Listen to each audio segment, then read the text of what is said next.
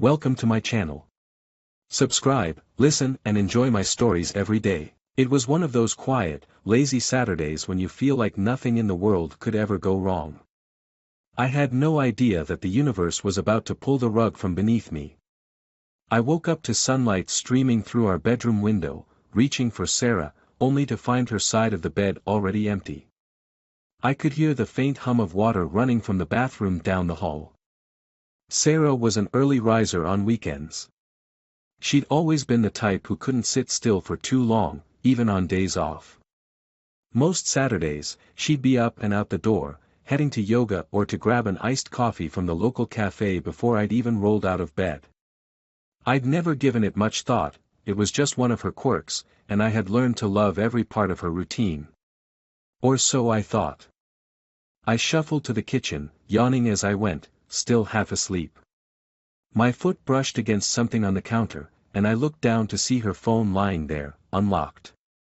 Sarah was usually careful with her phone, almost obsessively so, often slipping it back into her pocket or flipping it over so no one could see her notifications. But that day, she had left it out, screen bright, as if it was waiting for me to see. At first, I felt a pang of guilt for even considering looking at it.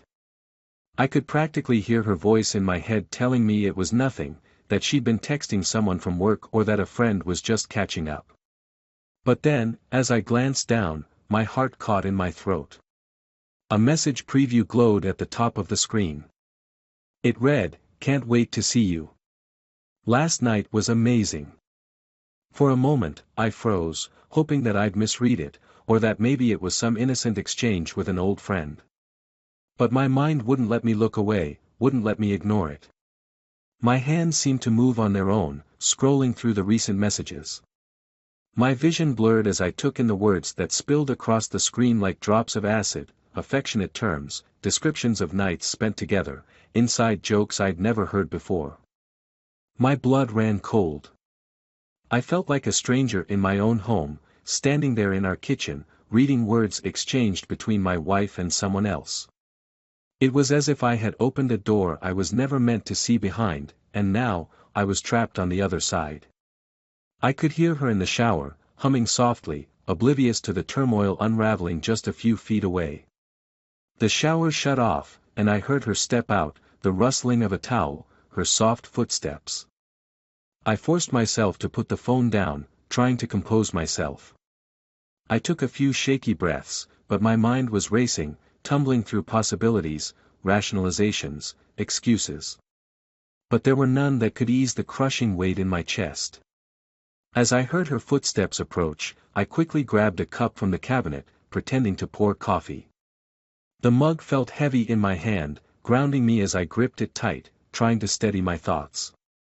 "Morning, sleepyhead," Sarah's voice floated through the kitchen as she walked in, wrapping her damp hair into a loose bun. She looked fresh, her skin glowing, her eyes bright, every bit the woman I had loved for more than a decade. It was a jarring contrast to the shattered feeling I now held in my heart. "Morning," I managed, struggling to keep my voice steady. My mind raced with questions I wasn't ready to ask. I felt like a stranger, wearing the mask of the loving husband, masking the tempest raging beneath. She reached for her phone casually, and for a split second, her eyes flickered with something I couldn't quite place. Guilt? Surprise? Fear? She masked it quickly, tucking the device into her pocket with a smoothness that came from practice. How long had she been doing this? "Want to grab breakfast?" she asked, brushing a strand of hair behind her ear, a habitual gesture I had always found endearing. This morning, it felt foreign, almost taunting. My instincts screamed at me to confront her right then and there, to demand an explanation. But a voice inside told me to wait, to find out more before blowing everything up. I didn't want to give her any reason to lie. "Not yet. Actually, I've got some errands to run," I lied, forcing a casual tone. I was met with an easy smile as she kissed me on the cheek, leaving a lingering warmth that clashed with the cold suspicion gnawing inside me. I spent the day gathering myself, the pieces of evidence I could find, and my resolve.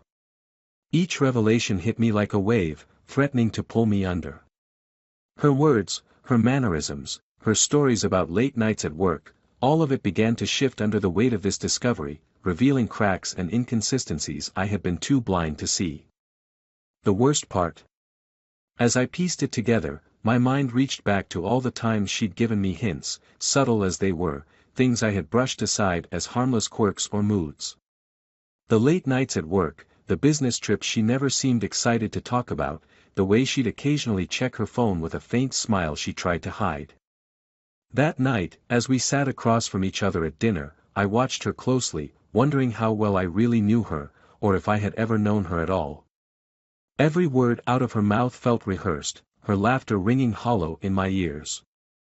I wanted to scream, to throw everything out in the open, but I held it in, still grappling with the truth. This wasn't the woman I'd fallen in love with, was it? I needed a plan, and I needed proof. It wouldn't be enough to confront her with just words on a screen, I needed her to admit it. I needed her to feel the weight of what she'd done. That night, as she slept beside me, I lay awake, the evidence swirling in my mind, hardening my resolve. I was in for the fight of my life, a battle to reclaim my dignity and the life she had torn apart. And if I had to dismantle it all to build it back again, so be it. The days that followed felt surreal, like I was moving through my life with a stranger's mask firmly in place. Every shared glance with Sarah, every brief touch, every dinner together, felt like a lie, a shadow of what we used to be. I was constantly on edge, torn between anger and a fierce need to uncover everything. I couldn't confront her yet, I needed undeniable proof. I began with her phone. I waited for the quiet moments when she was in the shower or deeply asleep beside me, her face serene and unaware. It was easier than I'd imagined to slip it from her bedside, my hands shaking as I entered her passcode, one I had memorized long ago, never knowing I'd need it for something like this. My heart pounded as I searched through her messages, scanning names, looking for anything that connected to the message I had seen days ago. There it was. Hidden in a thread with a name that meant nothing to me, Catherine, was an entire conversation full of coded phrases, secret jokes, and times and places. I knew instantly that whoever Catherine was, she wasn't just a friend. They spoke in a way that only lovers do, with words that cut through my mind like shards of glass. The anger built within me, simmering, fierce, and unforgiving. My hands clenched around her phone, a part of me tempted to smash it and wake her up right then and there, demanding explanations. But another part, the cooler, more calculating part of me, knew I had to wait. I needed her to reveal the truth, to lay it out in her own words. One night, I decided to take things further. I found myself sitting alone at my laptop, sifting through her social media and email accounts. With each new detail I uncovered, the picture of her double life became clearer, darker. I learned that she hadn't just lied to me, she'd built an entire world outside of our marriage, a world that included this mystery man, Catherine. He was woven into every part of her life, a stranger occupying my place, sharing in the life we'd built together. As the days wore on, I began to feel like a detective in my own life, cataloging evidence, replaying old conversations, revisiting memories tainted by lies. I realized that my love for her, as raw and real as it had been nothing more than an illusion, a facade I had built around a person who didn't truly exist. One evening, I called in a favor from a friend. Alex had been my college roommate, someone who'd always been good with computers and technology. I knew I could trust him to help me without asking too many questions. We met up at a bar after work, and I told him everything, the words tumbling out like they'd been pent up for years. He listened, silent, his expression darkening with every detail. When I finished, he looked me in the eye, his voice steady and calm. "Look, if you want the truth, I can help you find it. But once you do, there's no going back. Are you sure this is what you want?" I didn't have to think twice. "Yes," I replied. There was nothing left to question. This was a matter of survival now, a way to reclaim the life she'd so casually torn apart.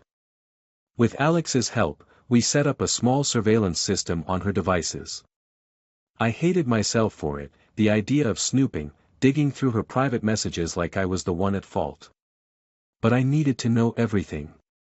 The next time I confronted her, I didn't want just words, I wanted the truth laid bare, indisputable. In the meantime, I went through our routines with a practiced normalcy. I learned to laugh on cue, to smile when necessary, to hold her hand when we walked into a room together. I became an actor in my own life, performing a role I no longer felt but couldn't yet abandon. There were moments when she would look at me, puzzled, as if sensing a shift, a fracture, but then she would shrug it off, too wrapped up in her double life to truly notice. The information from Alex started to trickle in, piece by piece, each one like a hammer blow. I found out more than I'd bargained for, details I'd never wanted to know, things that made my stomach churn and my fists clench. Their messages were full of intimate plans, whispered promises, and more than a few pointed comments about me. She laughed at my obliviousness, mocked my trust, and reassured him that I'd never catch on. But now, the tides had shifted. I was watching, and every word they exchanged only fueled my resolve. There was a kind of power in it, a dark thrill in knowing that she didn't realize how close I was to unraveling her secrets, that every whisper shared behind my back was only building the case against her. I started planting small clues around the house, subtle shifts, like leaving her phone in a different spot than where I'd found it, or leaving a slightly different scent on her pillow. I wanted her to feel uneasy, to sense that something was off, just enough to let her mind spiral. And it worked. I could see the subtle changes in her, the way she'd glance over her shoulder, the way her eyes would flicker with suspicion whenever I was around. The night before our anniversary, she made an excuse about having to work late. Normally, I would have believed her. But that night, armed with the knowledge I had gathered, I played along, pretending not to notice the way her voice trembled when she told me. I knew exactly where she would be going, who she would be seeing. It made my skin crawl, the thought of her lying so effortlessly. So I waited until she left, then followed her. I parked a safe distance from the small, dimly lit cafe where they were meeting. I watched from the shadows, my heart hammering as she stepped out of her car, looking around as if to ensure she wasn't being followed. She had no idea that I was there, that I was watching every step she took as she walked toward the man waiting for her by the door. They greeted each other with a hug that lingered a moment too long, a soft, familiar smile playing on her lips. She looked happy, relaxed in a way I hadn't seen in years. And that realization, that I hadn't been the one to make her happy in a long time, hit me harder than I could have expected. It wasn't just about the betrayal, it was about the life she'd been living, the person she'd become, and the love I had wasted. I sat there for over an hour, watching them through the cafe window, their faces lit by the soft glow of candlelight. They laughed, their voices muffled by the glass but clearly at ease, two people completely wrapped up in each other. When they finally left, hand in hand, I turned away, the rage inside me mingling with a hollow, aching emptiness. Back at home, I waited for her, my plan falling into place, each detail sharp and clear. She had stolen my life, betrayed my trust, and discarded everything we'd built together. But now, I was in control. The morning sun poured through the curtains, soft and unassuming, a stark contrast to the storm brewing inside me. I'd barely slept, replaying every moment I had witnessed the night before. The image of Sarah, laughing, her hand resting on his, haunted me. The anger I felt was like nothing I'd ever known, a kind of anger that burned cold, settling deep in my bones. I had given her everything, trusted her with every part of myself, and she had thrown it away for a cheap thrill. But today, I would get my answers. I heard her coming down the hall, humming softly to herself. She'd been home barely half an hour, having crept in just before dawn, careful not to wake me. But she hadn't known I'd been waiting, lying there in the dark, listening to the rustling of her clothes as she slipped out of her dress, pulled off her makeup, and got into bed beside me as if nothing was amiss. That alone was enough to make my blood boil. She strolled into the kitchen, greeting me with a bright smile. I forced one in return, feigning calm as I sipped my coffee, studying her. She wore a casual dress, her hair falling around her shoulders in loose waves, eyes sparkling with a look of contentment that I hadn't seen in years. And to think, I had believed I was the one making her happy all this time. "So, any plans for the weekend?" she asked, her tone casual, as if last night hadn't happened. I took a slow sip, letting the silence stretch, savoring the tension that began to creep into her expression. "Not sure yet," I replied, keeping my tone as even as possible. "What about you?" She hesitated, her smile faltering for a brief second before she covered it with a laugh. "Oh, just the usual. Maybe catch up on some work. Nothing exciting." The words rolled off her tongue effortlessly, her face perfectly composed, but I saw the flicker of guilt behind her eyes. I leaned forward, setting my mug down, fixing her with a look that must have betrayed some of what I knew. "So, how was work last night?" There it was, a flash of something, a shadow crossing her face before she quickly masked it with a forced smile. "Oh, long," she said, her voice steady but her eyes betraying her.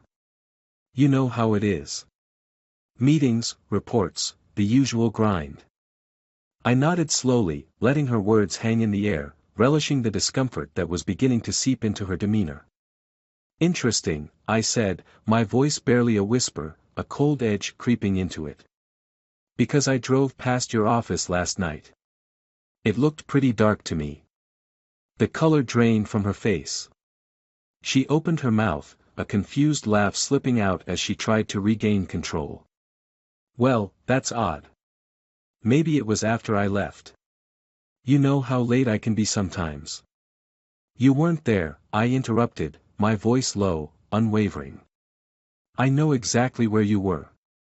I saw you." Her composure crumbled, her shoulders stiffening as her gaze dropped to the floor. The silence stretched between us, heavy and oppressive. She looked everywhere but at me, her hands fidgeting with the edge of her dress, her lips pressed into a thin line. "Who is he?"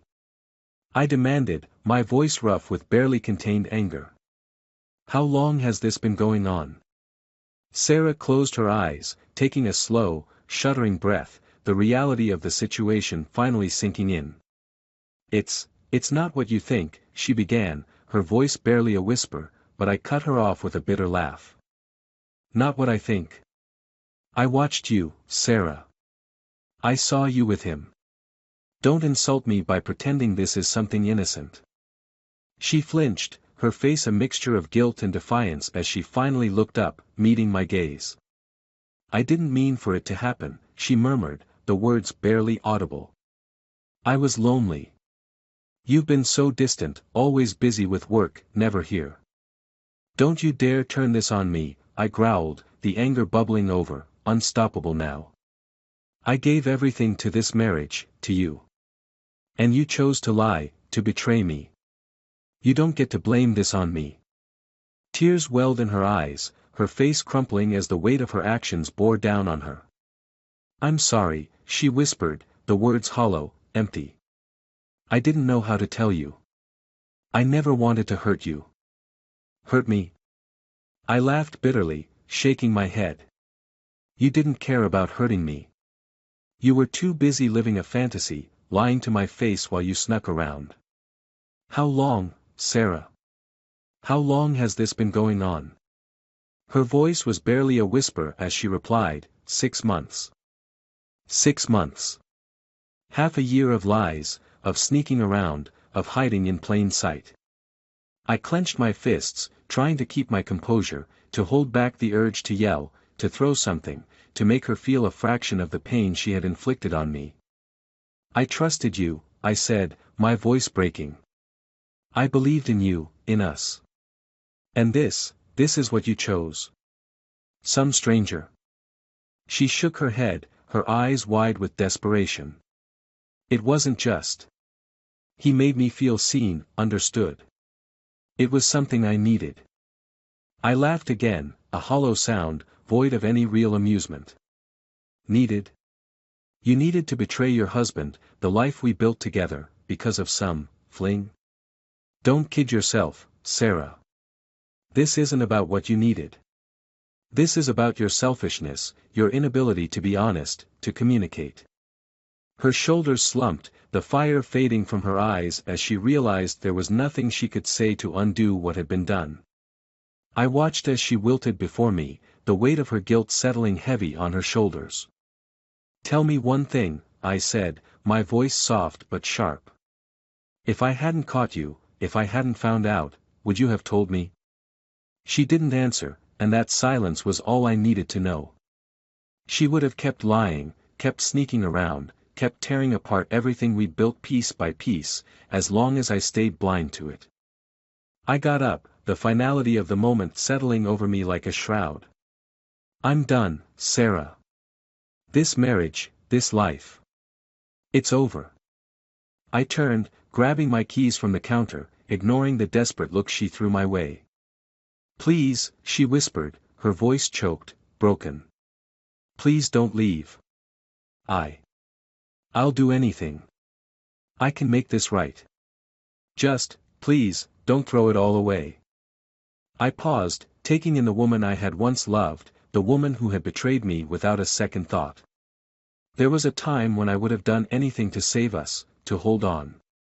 But now, standing here, seeing her for who she truly was, I realized that person was gone. The woman I had loved was a lie, a carefully crafted facade, and I wanted no part of it anymore. Without another word, I turned and walked out, leaving her alone in the silence, her pleas echoing behind me as I stepped into the sunlight. The world felt different, sharper, colder. But for the first time in months, I felt a sense of peace, a clarity I hadn't known before. It was over, and for once, that felt like a beginning rather than an end. The days that followed felt strangely hollow, like I was moving through a dream I couldn't wake from. I had expected some kind of relief, a sense of freedom, but there was only emptiness.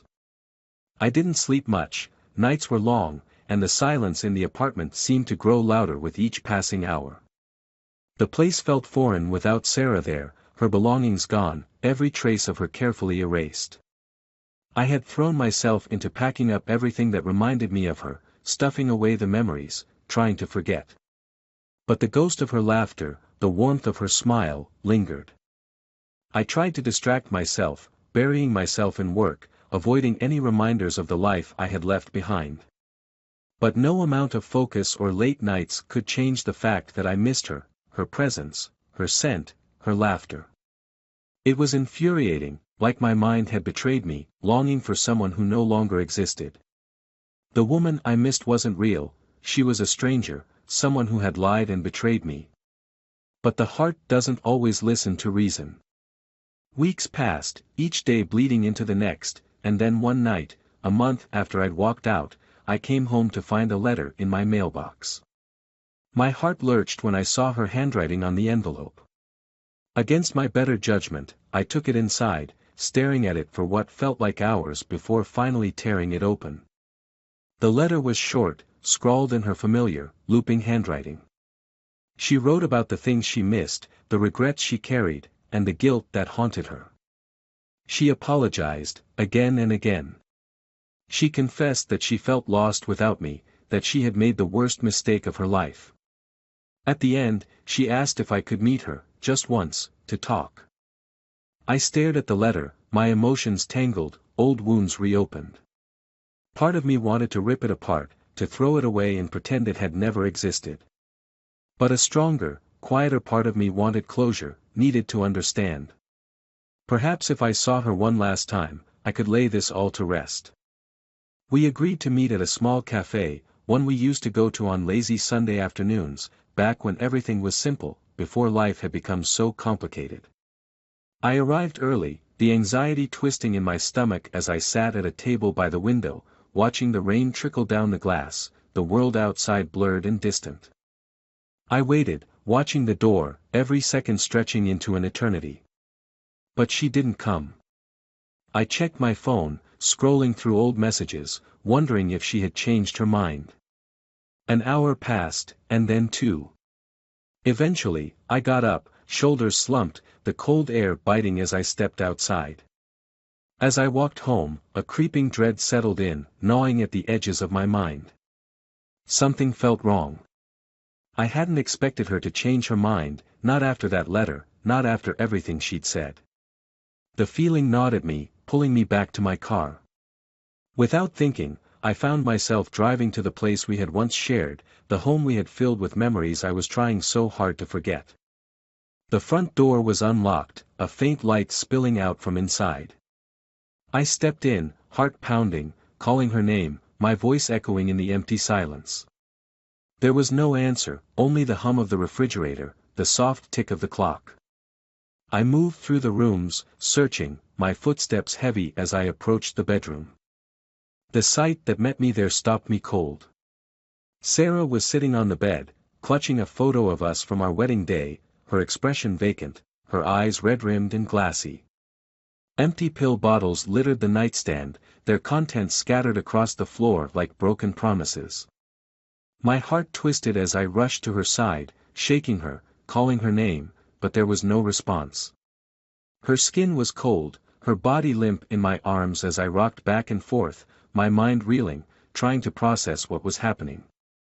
I shouted, screamed, praying for her to wake up, to open her eyes, to give me one last chance to say everything I should have said before I walked away. But it was too late. The paramedics arrived minutes later, but those minutes felt like hours, each one stretching as I knelt beside her, clutching her hand, numb with grief and shock. They pulled me away, their voices a blur, telling me what I already knew. The days that followed were a blur of condolences, hushed whispers, people telling me how sorry they were, how tragic it all was. They looked at me with pity, their words empty, meaningless. My mind replayed every moment, every conversation, wondering what I had missed, what I could have done differently. The guilt was crushing, suffocating, every memory twisted by the knowledge that I would never see her again, never hear her laugh, never share another moment. The anger I had felt, the betrayal, the resentment, it all seemed so small now, swallowed up by the vast emptiness she had left behind. I had wanted revenge, had wanted her to suffer, to know the pain she had caused me. But in the end, that pain had become my own, a wound that would never heal, a regret I would carry for the rest of my life. In the quiet moments, when I was alone in the empty apartment, I could almost hear her voice, soft and broken, whispering apologies I would never have the chance to accept. And as I sat in the silence, the weight of my choices settled over me, a reminder that sometimes, even revenge can be its own kind of loss.